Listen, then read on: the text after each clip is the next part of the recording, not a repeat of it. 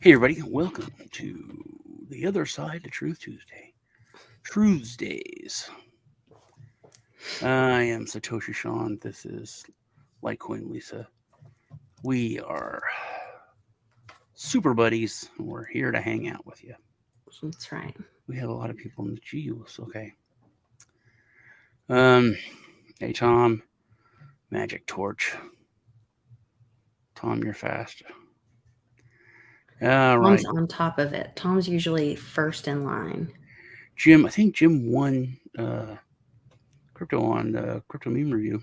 Oh, yeah? Yeah. Congrats. Rick. There's some knuckleheads here again. My God. Tom and Jim are going to be in Oklahoma City for the meetup and the Team Mighty event on April 21st and 22nd. And I know Mark Weems is coming from Puerto Rico. We've got several friends that are in the chat on a regular basis that are coming. So I'm excited about that. All right.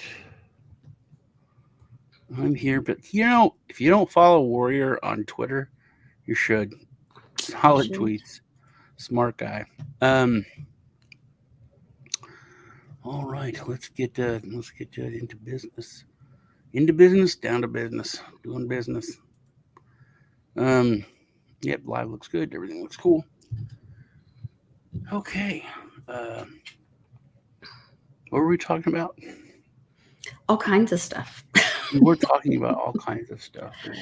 Yeah, we're talking about the movies, the banks closing, the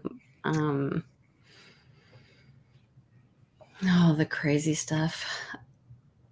Assange is Restrict it's weird how everyone. That's another thing that kind of shows the hypocrisy of everything. Oh, we're talking about like black voters. How I think they've woken up more than any other group in the past couple of years. Assange is because people in power will say, "Oh, yeah, it's just terrible. Someone should do something." Like literally, they're the ones that could do it, and they just complain. That's one thing, and I will just dog on Trump forever. That he should have, when he was pardoning everybody there at the end, he should have pardoned Assange, and he tried to play nice with the intelligence agencies. He tried to play nice with Ross. He tried to play nice with the police because he didn't want to upset the police. Didn't want to upset the unions. And he didn't want to upset the military-industrial complex and the intelligence community with Assange. But he should have. I mean, he tried to play nice with a Cobra, and he got bit. No, they're not. You don't play nice with them. And I think he's got that now. He's literally just very upfront. We have to dismantle the FBI, the CIA. It's just very putting it out there. They're no good. We have to tear them down, rebuild them. We have to get, the cancer out. And, it's weird how right our founding fathers had it, because they had no idea there was going to be an FBI. There shouldn't. In fact, they said there should never be an international or a national police. That's why we had private investigators, and they had so much. You talked about this before. Yeah. So I mean, there should have never been. And the person who started the freaking thing was Hoover, who was one of the worst pieces of crap in the world. And he did it because he's a pervert. And he did it to start his own collection of porn. That seems very, very small, because this man was a terrible human being. Well, The it's things he one of did to our veterans, the things yeah, he was just like an evil dude. he's an evil dude. And Yeah. but my point is that they never knew there was going to be a Homeland Security. They never knew there was going to be an NSA, and all of these things have been weaponized. All of these things have become political. Against Americans. Yeah. And they're all become political because Mhm. of the root to everything was the parties. Starting a party system, which they said that will destroy the union. It it Mhm. did in ways that they could have never imagined that these things would be created, and the fact that these things were created, they could have existed, I guess, and done their job, but because of the political party system, um, was that a sneeze or did someone die? God, It's um, okay. It wasn't that loud on this end. it was pretty loud over here, but because of the party system, they've perverted all of them and become Mhm. weaponized and not and just used for whatever, used against its own people, used against other political adversaries. Um, just awful. Uh, so they're right. I mean, they were right about, and they didn't say like it was like the Ten Commandments. It's not like they gave us 50 million things we shouldn't do. It's like 5, 7 things, but they're like 100% spot on everything. Um, so whenever we do, you know, uh, and it's weird. It's weird how polarizing "Make America Great Again" gets people. Mhm. Immediately, they think of everything, like make America what it was, and they go to everything that was terrible, was slavery or whatever. But I was watching, was it Banyan or someone was talking about making America, bringing America, um, manufacturing level back to the 50s. We want to bring America back to the golden age, back to the 50s, and immediately everyone's like, "Oh, you want to go back to the 50s, huh? When there was two water fountains for everybody and blah blah blah, and then white people did this." And he's like, "I specifically said industrial. When we were Industrial making it revolution. for the Yes, we're world, making our own things. we Yeah. were making, we were exporting everything. We were the ones that were creating everything, No, like when China one is." one income could support a family. Yeah, and do you remember Zenith? Yes. Yeah, that's gone. If you buy a TV now, there's no. I don't know of any American like electronics goods. Mhm. I can't think of anything. Curtis Mathis, you're Mm. from the South. It was huge. We have Mathis Brothers here, but it's a furniture conglomerate. Curtis Mathis, they had like a 10-year warranty I've never heard of or 25-year warranty on Mathis. their TVs. And I remember the commercial was like these young couple. It's like they just got married and it's like, oh, we bought this new Curtis Mathis, and it's like you're looking at them like you're the TV. And then they have a kid, and then they have like 3 kids, and then their kids are old and they have grandkids, and they're So super old sitting there, and then all of a sudden the TV just breaks, and the guy looks at his wife and goes, "It's time to buy a new Curtis Mathis," because their warranty was like because it 20 lasts so long. years. Yeah. So we had this great conversation. I wish you had been there on World Blockchain Roundtable. Um, and we were talking about um, the things lasting, and whatever, and like, and how, with NFTs, like companies are not incentivized to make their products last because they want them to break every couple years, so you'll buy another one Hmm. because that's the subscription.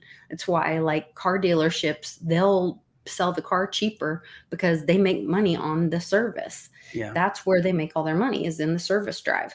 And so um that's the subscription. It's the Sam's model, it's the Costco model, it's the subscription. And so um they're doing this now with Lowe's and Home Depot and stuff like that, is that you get an NFT with your drill or saw or whatever you're buying. And it's also proof that that tool is yours, because there's a huge issue with tools being stolen and whatever. And you can turn on and turn off that drill. You can also prove that it's yours if it was to be stolen or whatever. And so it incentivizes companies to make items that last longer, because you could just then re-up your subscription through your NFT, like upping your warranty or whatever, extending your warranty, to make your product last longer. So we could have less stuff for. That's what we were talking about. It was because I was like, why was Dave so excited about that? But it was about saving the earth. He's a hippie, and so it was about good ways blockchain could save the earth. And yeah, I wish you had been there for that one, because it was a really great conversation. It's very, that whole, and the way that kids today make fun of like old people and blame them for wasting stuff. It's not. I mean, was it me and you talking about that? How we used to we didn't recycle, and I was thinking about talking about how No, you were talking about the shoebox. Yeah, the shoe boxes. We would repurpose. We wouldn't Yeah. need to. We didn't need to go to a third party or the government and say, "Here, everything I bought and I paid for all this. Here, I'm just going to give it to you to make money off of. Give it to you to take and to recycle, and you make money." We would repurpose. We would, take the pickle jar and then we would use it to, keep our screws and nails and other stuff in. And there used to be these little mom and pop stores called appliance repair. They don't exist anymore because it's not worth it to fix stuff. But, right next to my desk, I have a little mini fridge, like one of the cheap little cooler things that keeps like a 6-pack in there. And I bought it when it was a Coca-Cola one, and it broke, which probably just because there's like a very limited amount of coolant in there. Doesn't last. They don't last long. They last like a year at best. Oh wow! But I mean, I should be able to go and take it and just have it like serviced or refilled or something. But there's nowhere to do that, so I bought a new one for like $35. And that's just so wasteful. And that's really bad. I know. Well, I'm so thankful my husband can fix like anything. And so we had the microwave stopped working. And so he's like watches a YouTube video or something. And I come home and I'm like, the top and the back, like he has it all torn apart. I'm like, what are you doing? Why is it taking apart? It's probably like the fuse. It's something about slamming the door, with Yeah. kids, with kids. So it's about slamming the door and it knocked something loose or whatever. And so he's like, and then that also happened with the lights in the freezer, from somebody packing something too high and it knocked something. And he was like, look, I was like, just go buy a microwave. It's $100 or something. And he was like, yeah, but if I can fix it, and it doesn't cost, or I can buy a fuse for, $5, $15, whatever, and fix it. I'd rather do that. See, I love that. And I have a lot of respect for that. I never had that growing up. My mom was a single mom for a long time. And then, my parents were just gone working on the road a lot when I was growing up, after that. So I didn't have like a dad at home fixing stuff when I was growing up. And then my first husband couldn't even screw in a light bulb. So it's just been really bizarre to me to have somebody that can fix things. Or try. Try. Yeah. Yes. I didn't know you could fix so many things. So it's really nice. I think people in general, it's become more of, like I said, that they just give up. It's like, yeah, I don't know. They don't know. My kids are that way. Yeah. I was never I would try. Before there was a YouTube, I would open it and see if anything looked weird. Like if you open the microwave and you can see the fuses popped out, then you pop it in. You Yeah. try, you look. But you also lived, overseas and were on your own, and you were a problem solver. Like, I could see you fixing things.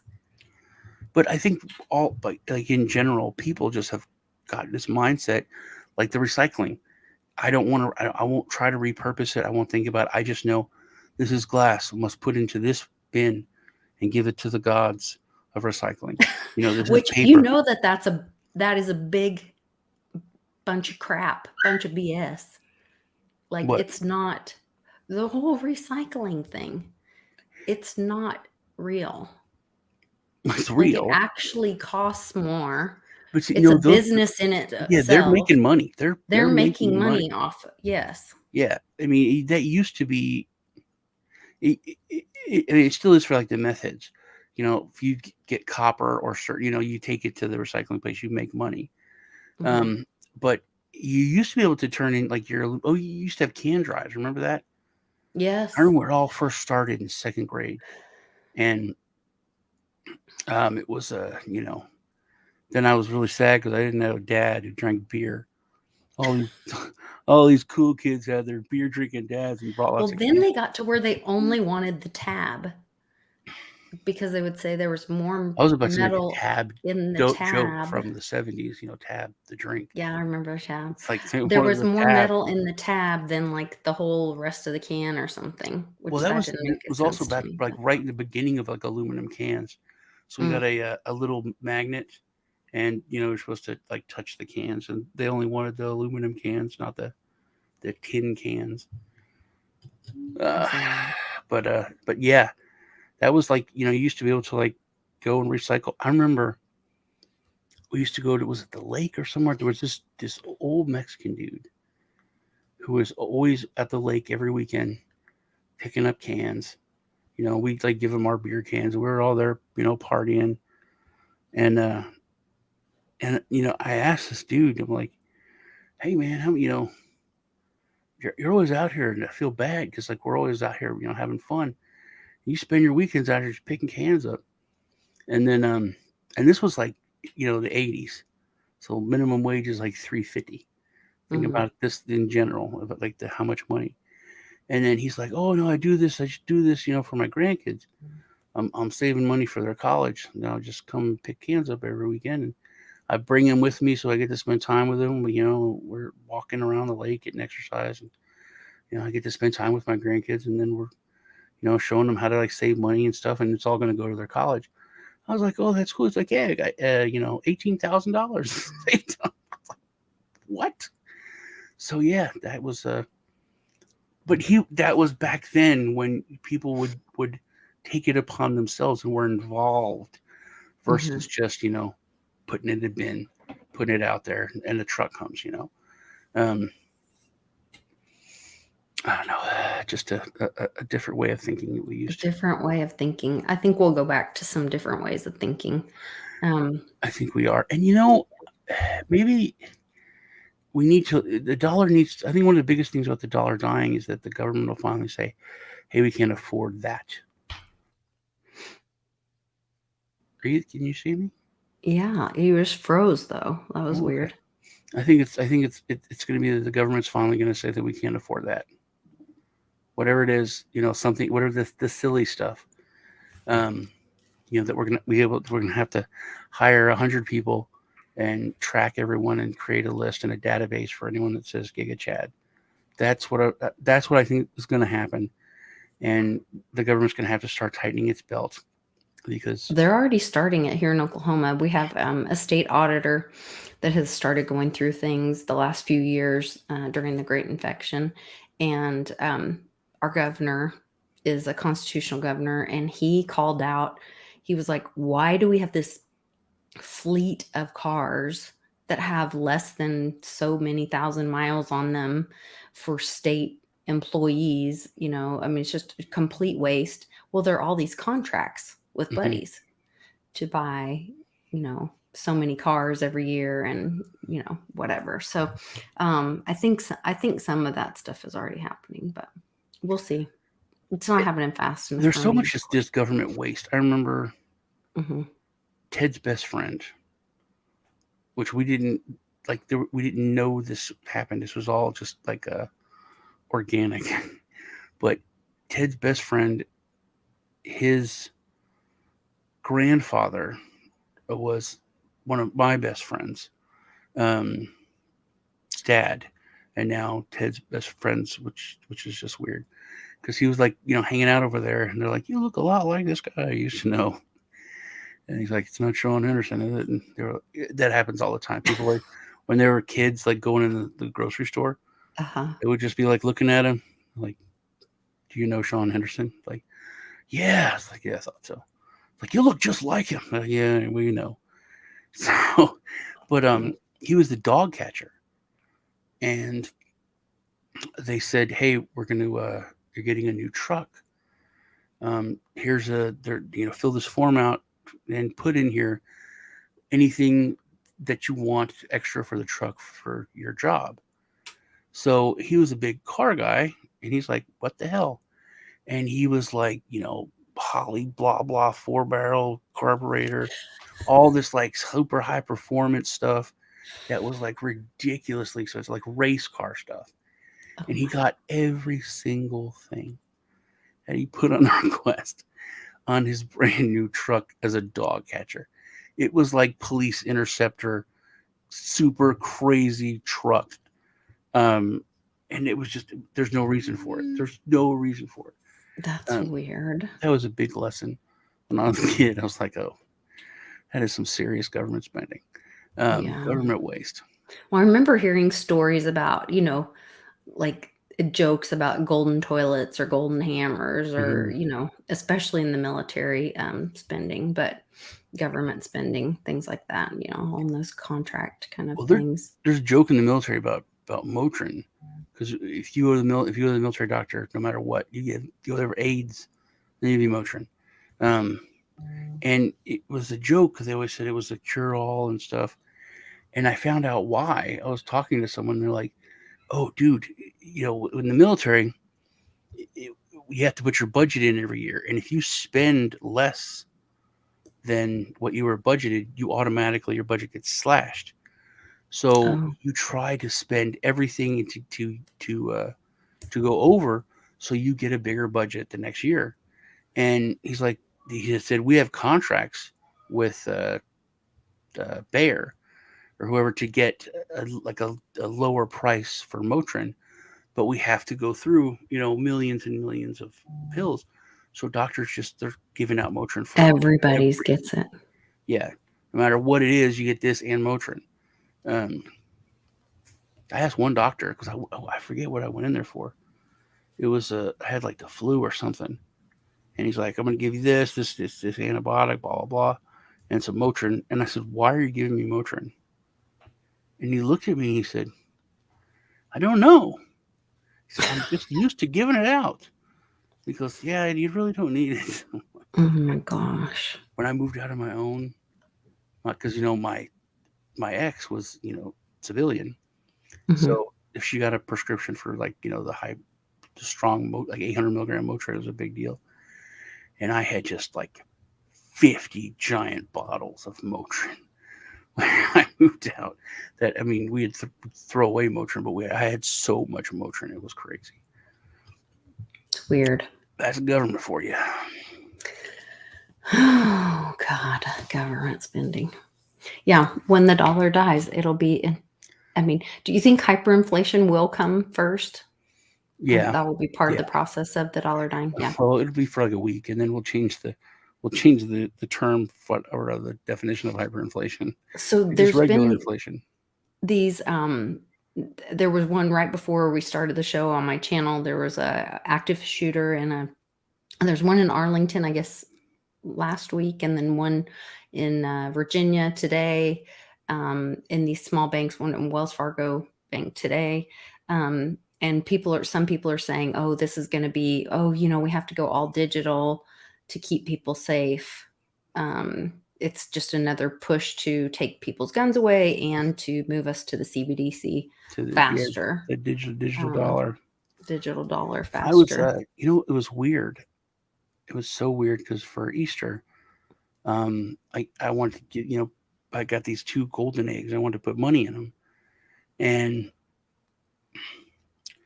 I don't use money. Like I don't use, change. And Alex went to the laundromat and went to, because they have the quarter machine there. And then he got $20 in quarters, and it was like so much and so heavy. And then I was like, man, this is like, and it was dirty and it smelled like, metal. It was so weird to go through these quarters. Um, Another thing that was weird is that there were only about half of them that were state quarters. The other half were all old quarters, Oh, which I thought that was cool. just odd. Um, Go through your paper dollars and see if you can find anything newer, more current than a 2017 dollar. so I don't even have cash. I You don't have don't have paper dollars? none. I have no paper dollars at all. I have like hundreds or twenties, but unless someone like owes me money or something, everything's Cash App or Crypto.com or That's scary. other stuff. I haven't seen money or used money. That's the thing. So I was like, I was like, hey man, remember when like you would come home and you had your change for the day, like your spare Hmm. change, you put it in. There was like those bowlers when you put your spare change in. And I was like, yeah, I got a piggy bank that I got used to put my change in all the time. And now, I haven't been putting it in as much because everything's, digital. But I was like, yeah, I haven't had spare change in like forever. It's probably a So good idea to get a little for the transition. yeah, that's what I tell, my kids about silver. Just Yeah, that too. like, what? Yeah. Like I Nick is did like, why do you hear keep giving me this silver? Like, because I you're gonna did pay your rent with it. yeah, I did hear a guy talk about, and what was it? I can't remember the name of his channel. Um oh, I can't remember the name of his channel, but I talked about it on a show a little while ago where he said that he got less hassle. He tried both ways. He went to the bank and asked for cash, and he couldn't get even $1,000 out without them hassling him, and it took forever and whatever. And then he just took silver into the local coin guy, and he just got cash and no hassle. And it was easier banking with silver to get some Yeah, cash or with pawn from his shops. local, Yeah, yeah, pawn shop or guy than with his local bank that he's been at for a long time. And he said it's a large bank, and like they know him and he has accounts, and and it I was think really that's interesting. you're like that's what we're gonna go back to. Um, until we give up on it and it's just barter. You know, Mm, because for a little while. I know right now if I was like selling a car or someone said, "Hey, can I pay you half of this in silver?" I'd be like, "Hell yeah!" Yeah, for Where sure. I don't have to go and buy it myself. Nobody knows about the transaction. It's not. There's nothing. It's just yeah, definitely. And I think most people are like that. Um, yeah, talking about I had no money. I forgot to tip the driver for DoorDash or something, and I was like, "Man, I'm sorry. I feel bad. Here's now it's silver." I Oh, was like, nice. "Yeah," and they were like freaking out. And okay, thanks. So they And recognized it and were no, they were like, excited "Okay, about it? okay, whatever, man." And then they walked off. And I was like, "Oh, she was kind of a bitch." And then she knocked on the door, and I opened the door. I was like, "Yeah." She goes, "Wait a minute, is this real?" I was like, "Yeah, real," because she like didn't even get it at first. Oh, And then she was like, "Oh wow, oh my god." She's like, "I'm gonna post this on social media. Thank you." that's awesome. Yeah. That's Uh, really awesome. That we can maybe should start a trend, tip in silver or something. If you had Chip and like, silver. Yeah.